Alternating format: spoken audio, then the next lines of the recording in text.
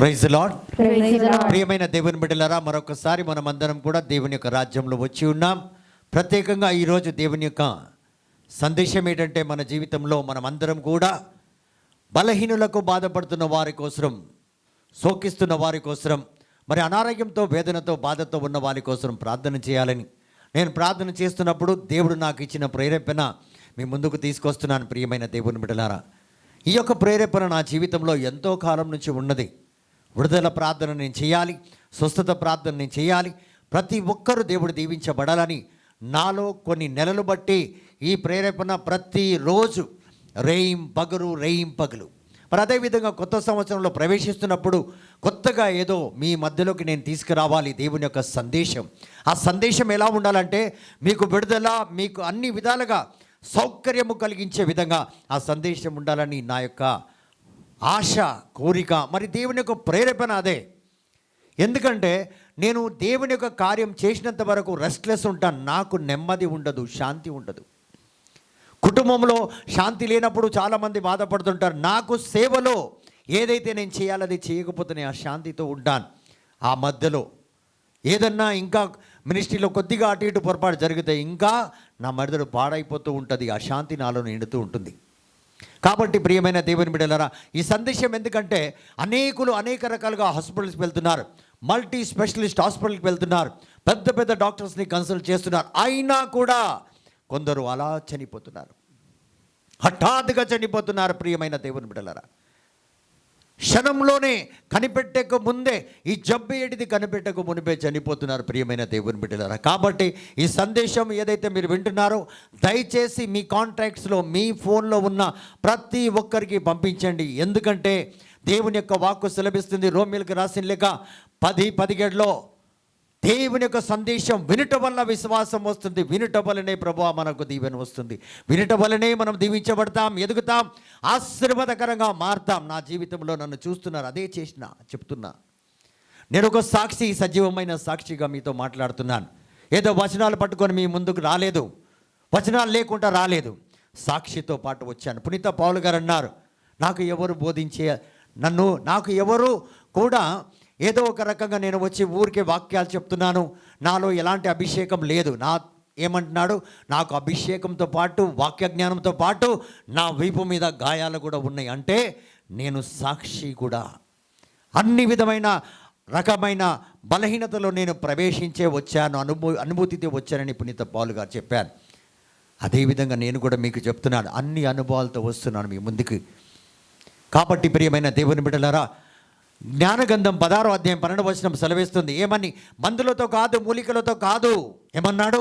మందులతో కాదు, మూలికలతో కాదు, కేవలం నా స్వరము ద్వారా మీకు స్వస్థత అన్నాడు.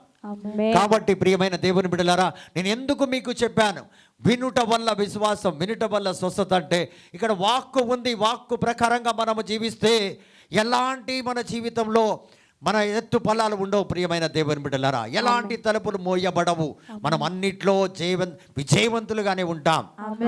కాబట్టి ప్రియమైన దేవుని బిడ్డలారా, ఈరోజు ఈ యొక్క వాక్కు జ్ఞానగంధం 16:12 సెలవిస్తుంది. ఏమని?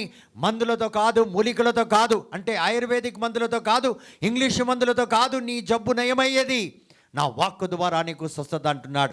కాబట్టి దేవుని యొక్క వాక్కు మన జీవితంలో సంపూర్ణ ఆరోగ్యము, ఎదుగుదల, ఆయుష్ కూడా దయచేస్తుంది. ఎప్పుడైతే మనము అనారోగ్యంతో జీవిస్తామో అక్కడ ఆయుష్ని పోగొట్టుకుంటాం, సుఖాన్ని పోగొట్టుకుంటాం, సంతోషాన్ని పోగొట్టాం, దాంపత్య జీవితాన్ని అది కూడా మనం పోగొట్టుకుంటాం, పిల్లలతో సావాసం పోగొట్టుకుంటాం, ఏదైతే మన ముందుందో వాటిని కూడా పోగొట్టుకుంటాం. ప్రియమైన దేవుని బిడ్డలారా, కాబట్టి దేవుని యొక్క సందేశం చాలా ముఖ్యం మనందరికీ. ప్రియమైన దేవుని బిడ్డలారా, సో మందులతో కాదు, మనం మొదటిగా దేవుని యొక్క వాక్కు ఏదైతే మనం వింటాం, దేనివల్ల అయితే మనకు స్వస్థత వస్తుందో, దానివల్ల మనము పరిపూర్ణ ఆరోగ్యం కలిగి ఉంటామో అది మనం ముందు పాటించాలి. ప్రియమైన దేవుని బిడ్డలారా, ఎందుకంటే నిర్గమకాండం 15వ అధ్యాయం 16వ వచనంలో దేవుడు సెలవిచ్చున్నారు, ఎవరైతే నన్ను ఆరాధిస్తారో, ఆరాధన అంటే ఏంటండి? ఎవరైతే వినయము, విధేయతతో నా యొక్క ఆజ్ఞలను పాటిస్తారో వాళ్ళ జీవితంలో ఎలాంటి ఐగుప్తు దేశం మీదకి నేను తెచ్చిన తెగులు కానీ, వ్యాధి రోగం కానీ, దండన కానీ మీ జీవితంలో రాకుండా నేను మిమ్మల్ని కాచి కాపాడతాను. మీరు తినే ఆహారాన్ని మీరు తిని మీరు తాగే పానాన్ని నేను దీవించి మీలో ఉన్న సమస్త అనారోగ్యాన్ని తొలగిస్తా అంటున్నాడు. కాబట్టి ప్రియమైన దేవుని బిడ్డలారా, ఈరోజు మనం ప్రార్థన చేయబోతున్నాం. కాబట్టి విజ్ఞానము 16వ అధ్యాయం 12వ వచనంలో దేవుడు సెలవిచ్చినట్లు మీ జీవితంలో పరిపూర్ణంగా జరుగును గాక. ఈ రోజు వాక్కు ద్వారా మీకు విడుదల వచ్చును గాక, స్వస్థత వచ్చును గాక, దీవెనగా మారుదురు గాక. నజరేయుడైన యేసు నామములో ప్రార్థిస్తున్నాము తండ్రి.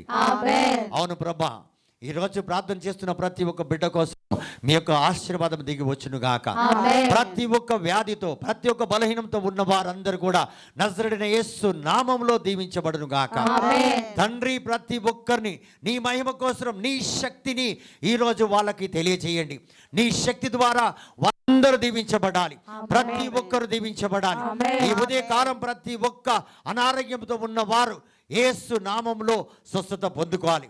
అదేవిధంగా ప్రతి ఒక్కరు ఎవరైతే రకరకమైన వ్యాధి రోగంతో బాధపడుతున్నారో, ఎవరైతే వికలాంగులుగా మారి ఉన్నారో ప్రభా, వాళ్ళందరూ కూడా కాలు లేకపోయినా చేతులు లేకపోయినా లేచి నిలబడే విధంగా దీవించబడాలి తండ్రి. అవును ప్రభా, క్యాన్సర్ పేషెంట్స్ ఎవరైతే ఉన్నారో వారి జీవితంలో క్యాన్సర్స్ తొలగిపోను గాక ప్రభా. ప్రతి ఒక్కరిలో ఉన్న క్యాన్సర్ తొలగిపోను గాక. అనేక రకమైన మాదిరిగా ఉన్న క్యాన్సర్లు తొలగిపోను గాక. కిడ్నీ ప్రాబ్లమ్స్ ఉన్న వారందరూ కూడా విడుదల, స్వస్థత పొందుకొను గాక. అదే విధంగా జలుబు, జబ్బు అన్న మాట తండ్రి ఎవరి జీవితంలో ఉండకుండా జలుబును, దగ్గును, అదేవిధంగా జ్వరము ద్వారా బాధపడుతున్న ప్రతి ఒక్క బిడ్డ నజరేయుడైన యేసు నామములో ఈ క్షణమే స్వస్థత పొందుకొను గాక ప్రభా. యాక్సిడెంట్లు అయ్యి ఎంతమంది ప్రభా బాధపడుతున్నారు హాస్పిటల్స్ లో, వాళ్ళందరూ కూడా ఈ క్షణమే స్వస్థత పొందుకొను గాక ప్రభా. ప్రతి ఒక్క హాస్పిటల్లో ఏ విధమైన అనారోగ్యంతో, వేదనతో, బాధతో, దుఃఖంతో ప్రభా హాస్పిటల్లో అడ్మిట్ అయి ఉన్నారో అందరికి కూడా మీ స్వస్థత వచ్చును గాక. ప్రతి ఒక్కరికి వచ్చును గాక ప్రభా. ఎవరైతే కాలిపోవాలనుకుంటున్నారో, ఎవరైతే ఆత్మహత్య అనుకుంటున్నారో, ఎవరైతే ప్రభా ఉరేసుకొని ఆత్మహత్య చేసుకుందాం అనుకుంటున్నారో ప్రభా, వారందరూ కూడా ఈ క్షణమే మారు మనసు పొందును గాక. అట్టి కృపతో ప్రతి ఒక్కరిని దీవించండి, ఆశీర్వదించండి. అట్టి కృపతో ప్రతి ఒక్కరిని దీవించి ఆశీర్వదించి మీరే నిత్య మహిమను పొందుకోమని కోరుచున్నాం తండ్రి. అవును ప్రభా, ఈ క్షణం తండ్రివా. అదేవిధంగా ప్రతి ఒక్కరు ఎవరైతే గర్భంతో ఉన్నారో వారందరినీ కూడా దీవించి ఆశీర్వదించండి. ప్రతి ఒక్క గర్భిణీ స్త్రీని దీవించి ఆశీర్వదించండి. ప్రతి ఒక్క గర్భిణీ స్త్రీని దీవించి ఆశీర్వదించండి ప్రభా. తల్లిని, బిడ్డని ఇరువురిని దీవించి ఆశీర్వదించండి. ఇరువురు ప్రభా తల్లి ప్రసవ వేదన ఏదైతే పొందుకుంటుందో ఆ ప్రసవ వేదనలో కూడా ప్రభా వేదన కలగకుండా ఉండే విధంగా, ప్రసవించే విధంగా దీవించి ఆశీర్వదించమని కోరుతున్నాం. మరి అదేవిధంగా కుటుంబంలో విరిగిన వాళ్ళు, అదేవిధంగా ప్రభా యేసయ్యా వారి యొక్క జీవిత భాగస్వాములతో ప్రభా విరిగి నలిగి బతుకుతున్న వారు, మరి అనేక రకాలుగా ప్రభా యేసయ్యా విరిగి నలిగి జీవితంలో అశాంతితో, వేదనతో, బాధతో బతుకుతున్న వారు అందరూ కూడా ప్రభా ఈ క్షణం నుంచి ఆ యొక్క మనస్పత్వం లేకుండా, వారి యొక్క హృదయంలో ఎలాంటి తండ్రి యేసయ్యా బలహీనము లేకుండా, బాధలు లేకుండా ప్రతి ఒకరు కలిసి సుఖంగా, సంతోషంగా ఉండే విధంగా నీ ఆత్మాభిషేకం చేత దీవించబడును గాక. అట్టి కృపతో దీవించి ఆశీర్వదించుమని నజరేయుడైన యేసు నామములో అడిగి వేడుకుంటున్నాము తండ్రి. Amen, amen. Praise the lord.